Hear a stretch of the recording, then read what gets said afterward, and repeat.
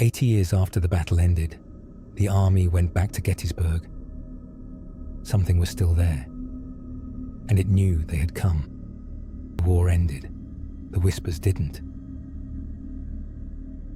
Welcome back to the Whispering Soldiers. Tonight's account did not come from a battlefield in some distant country.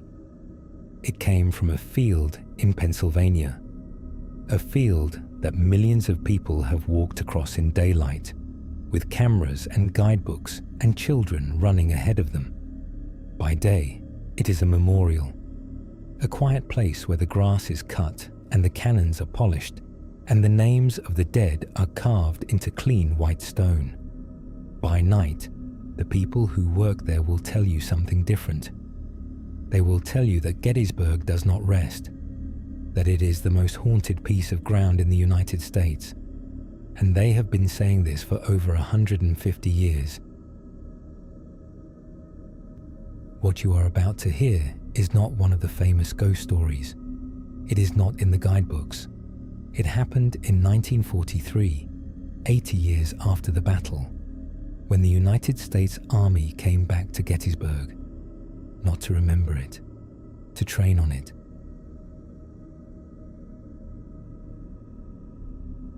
During the Second World War, the Army needed places to train officers, quiet places with open ground and rough terrain. Gettysburg fit. It had hills, woods, stone walls, and miles of empty field, night exercises, land navigation, small unit movement in the dark. A small number of those men came back from the night exercises and would not speak, and one of them wrote it down. His name does not matter anymore.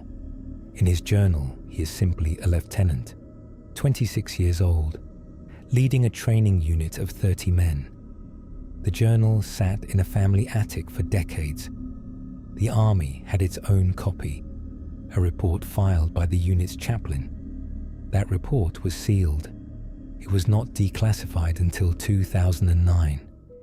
When the two accounts were finally placed side by side, they matched, word for word, in the parts that mattered.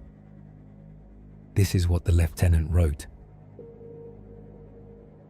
We moved out after dark, 30 of us, in 2 columns, with the order to cross the low ground and take a position on the high hill they called Little Round Top. It was a simple exercise.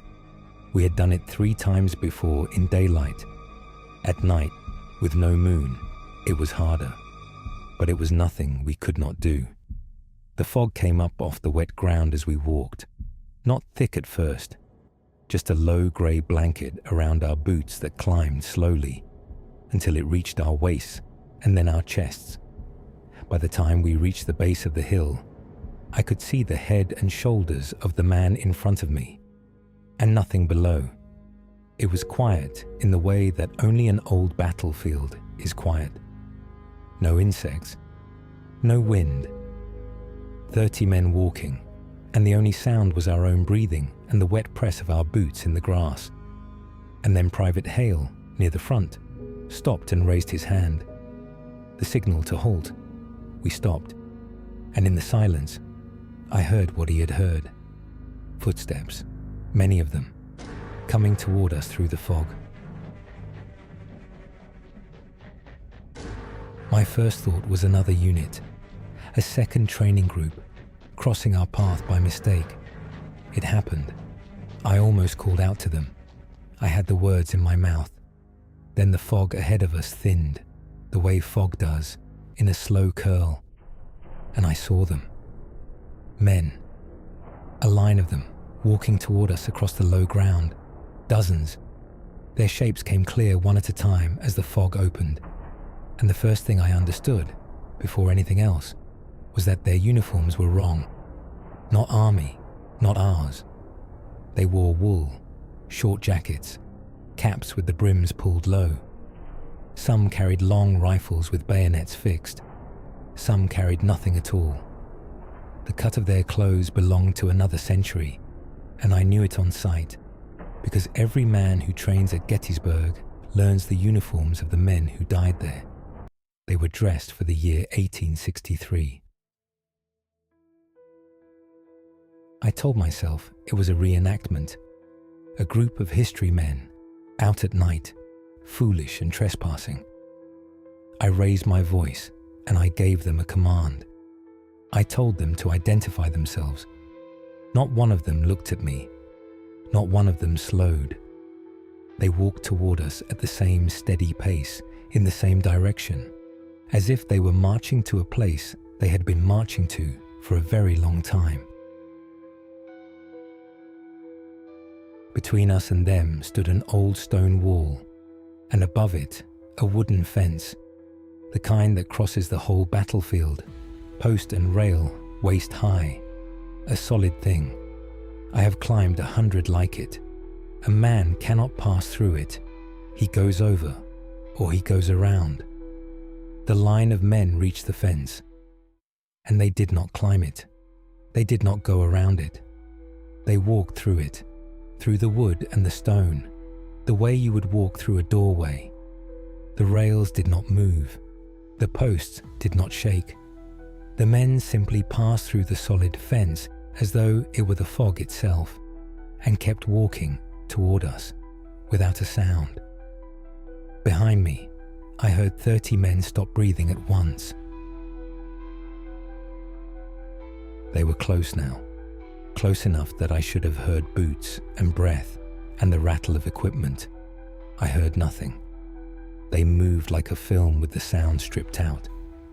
And as the line passed through us, because it did pass through us, men walking by on either side, near enough to touch, and none of them touching.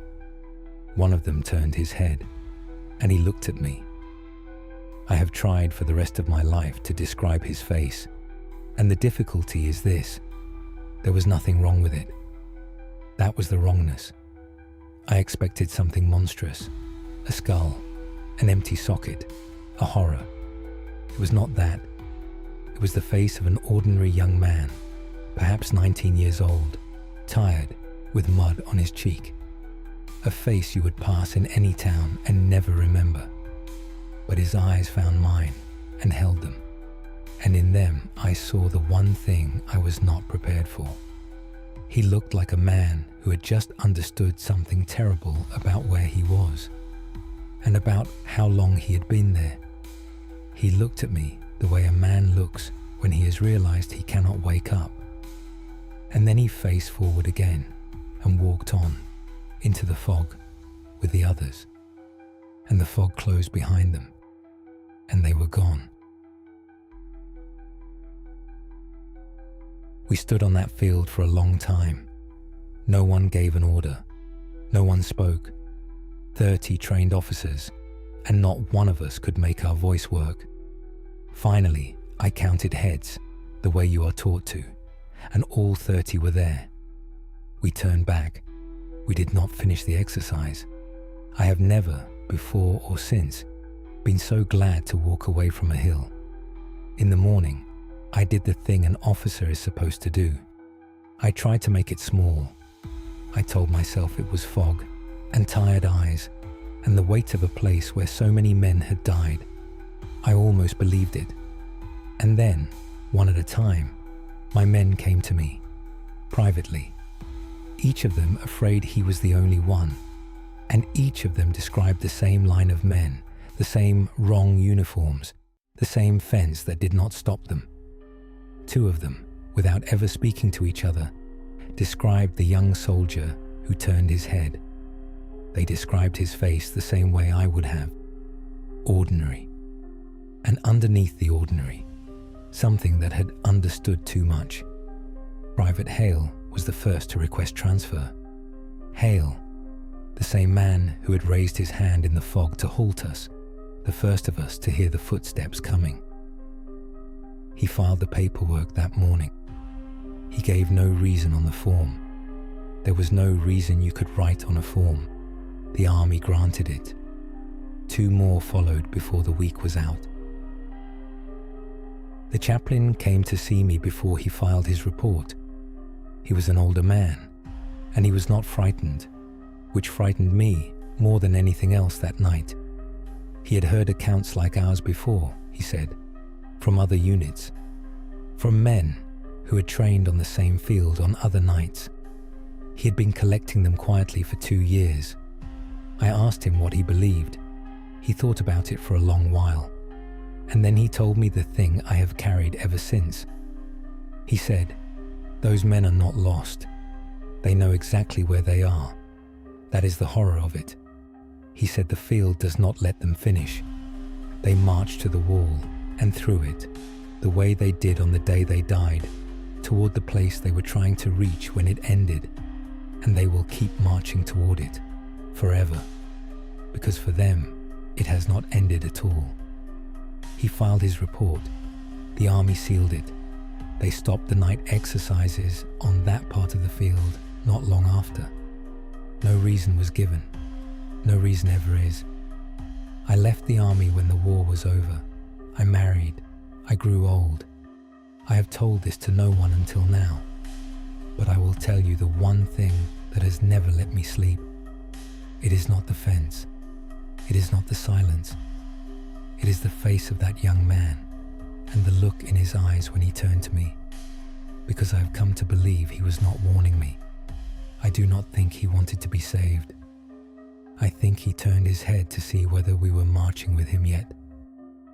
And I think one day, on that field, we will be. The Army's night exercises at Gettysburg are part of the historical record. So is the battle, and the 50,000 men who fell there in 3 days. The lieutenant, his unit, and the chaplain's sealed report are where history ends and our story begins. We will let you decide where the line falls. If this story kept you here to the end, the men of the Whispering Soldiers would be glad of your company. Subscribe and tell us in the comments if you had been on that hill and one of them turned to look at you. Would you have stood your ground, or would you have run?